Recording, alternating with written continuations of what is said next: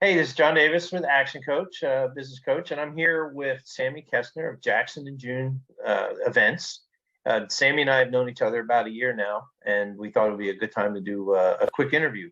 So, Sammy, can you tell us a little bit about Jackson and June and what you do? Yes, so I own Jackson and June Events. We are an event planning company in the Athens, Atlanta area. We do primarily weddings, but we also do corporate and social events as well. We started in 2018, and we are growing very quickly. Thanks to John, a lot of that. Oh, But thank you. You didn't have to say that, but thank you. yeah, shameless plug there. But yes, we focus on weddings. Anybody that wants to celebrate, we want to help you plan. Awesome. Okay, so why did you choose this? Why did you choose to get into wedding planners and wedding planning and event planning? Great question. So right out of college, I worked at Emory Healthcare in Atlanta, and I was working in their kind of corporate recruiting and events team.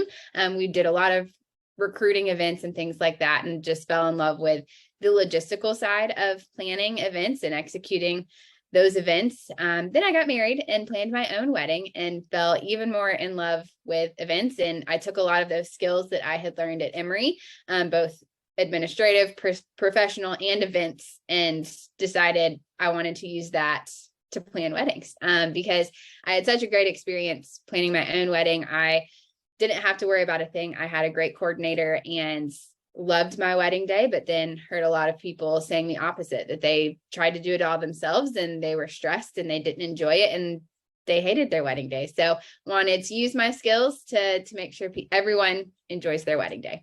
So you found something you love to do that other people hate to do, and you think you're really good at. Exactly. That's perfect. That's a great. Sounds like a good fit.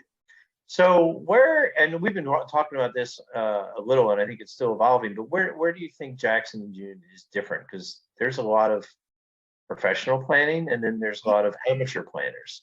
How would you say Jackson June is different from who else is out there? Yeah, I think two main things. The first is we have a very strong mission of, planning and executing events first and foremost with kindness and lightheartedness. Weddings and events both are very stressful times, very emotional times. There's a lot of emotions tied to it. And sometimes that can just overwhelm couples and clients to where every little thing is hard.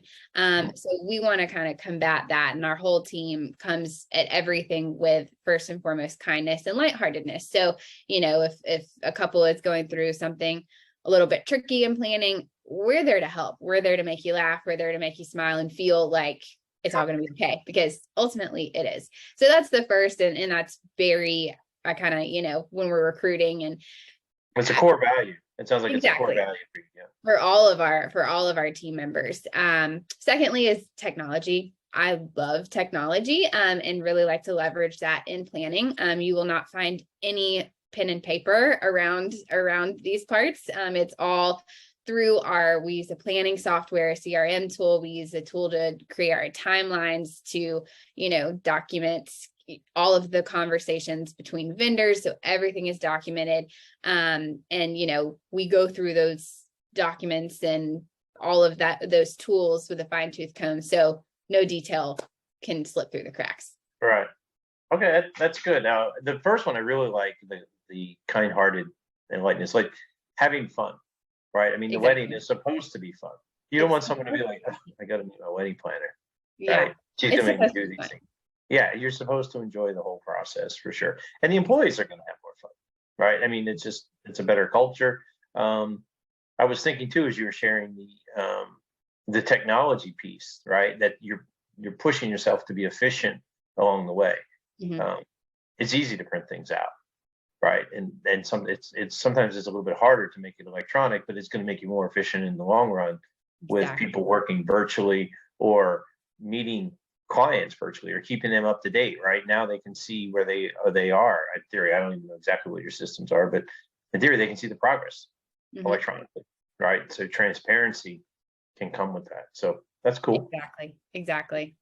So what are some key decisions you've made in the last couple of years? I mean, I know you started about 4 years ago, but what are the most important decisions you've made so far? Number one is growing the team. When I first started, it was myself and my very reluctant husband, who I made help me with events. And then very quickly realized it's not a one-person job. It's not even a two-person job. It is a very much a team effort. And really, COVID kind of pushed me to expand the team. And then I also was expecting my daughter, and I kind of got pushed into hiring my first two team members, who are still with me. But I wish I would have done that from the very beginning. But that was one very, very pivotal moment in the business when I decided to, hire Kellen and Lily, who again are still with me. But now we're growing even more. And I think the business is getting better and better with each team member we bring on. So that's the first. And then the second is expanding into other areas of the industry. So again, my career kind of started in corporate events, and then I pivoted when I started the business to just do weddings. But now we are working to expand as kind of a second branch of the business, which handles corporate events, social events, and other things besides weddings, which I think is going to be really fun for, our team to grow into that as well and do something a little bit different. And weddings are so seasonal here in Georgia. We have really, really busy times and then really, really slow times. So, right. Hoping to fill some of those slow times with some of those other types of events. Okay. Yeah, that's good. And so we've talked about that as well. The hiring, right? It's always a fear. I know a lot of owners are like, oh, I need more help, and I'm afraid if I hire them, I can't keep them busy. And literally, you've taken those risks and you've added some people, and you are filling it along the way. So yes. You've shown that to be true. You can fill the capacity. So what would you like other business owners that are coming behind you, maybe someone else who's starting their business right now? What have you learned that you think they would benefit from learning at this point? I would say, number one, don't be afraid to put yourself out there and not even just ask for help, but just put yourself out there and say, hey, I'm starting this business. I'm growing it. Do you have any advice, or can you help in certain ways? I know when I first got started, it was so intimidating to go to networking events, or even just reaching out to a business coach, or, telling anybody that I needed help in growing or needed to bounce ideas off of people, just because, it's kind of like you start a business, you want to snap your fingers and it be, right. This. You want to think you're a natural, right? Exactly. You want everyone to think you're a natural and you're an expert right off the bat. There's pride. There's pride in there too. Yes, exactly. And I share it, right? I mean, I'm in both camps, right? So yeah. I own a business. You got those same things. You want to think you got it all covered. Not everybody has it all covered. I know. And I interrupted you. No, you're fine. And that's the thing that I, wish I could go back in time and tell myself when I first started, is like, go to the networking thing, tell people you're just getting your boots wet, just get out there more and tell people what you're doing. Because, once I started really doing that, it people want to help, most people. And if there's anybody who doesn't want to help, you don't want to be friends with them. Yeah. So get out there and tell people what you're doing, and people will support you. Yeah, that's good advice. I got to tell you, we haven't had this discussion, but there's one networking place that I go to, and it's a bigger group than where you and I have run into folks. I'm talking 70, 80 people in a room. And people, we ask people, who's your first time, right? And people raise their hands. And then we go around and we do our 60-second, commercial introduction thing. And I would say once a week, somebody says, this is my first time. I have never done anything like this. I am so afraid. They always say they feel the need to share that, which is fine. That's what they're feeling. I mean, because some people are afraid to say that, because the other people for the first time are afraid to. They're just not saying it. Yeah. But when those people who have stated that they're afraid, and then they do it, it doesn't matter whether they did a great job or a mediocre job or a horrible job. everybody applauds. Right? Yes.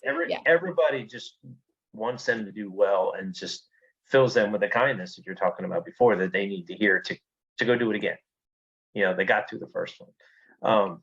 So I just thought that as you were talking about the networking and the fear and all that, that's what comes to mind. Because you're right, this entrepreneur world, people think that they're going it alone. You're really not alone. Yeah, and you can't do it alone. Right? You can't.